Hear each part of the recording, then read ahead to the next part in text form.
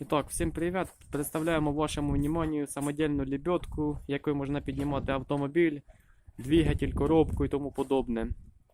Виготовлена з 3 щоточки з прицепа, тракторний прицеп, коротше. Тут всередині механізм, 3 щотка, зварена така конструкція, барабанчик зварений, тросик, там кольцо і тому подобне. Квадрат приварили сюди. Розібрали, тут перемазали, щоб було все чики-пуки. Це така лебедочка. Автомобіль, опельок, жопу задара на раз-два. Якщо хтось захоче зробити самодільну просту лебедку, то всім совітуємо. Це теж запчасті це стоїть рядом за цією тріщоткою. В общем, ця тріщотка стоїть на тормозах, на прицепах, там, на Т-150, по-моєму, на тракторах. Вона така сама, тільки виготовлена вона візуально більше.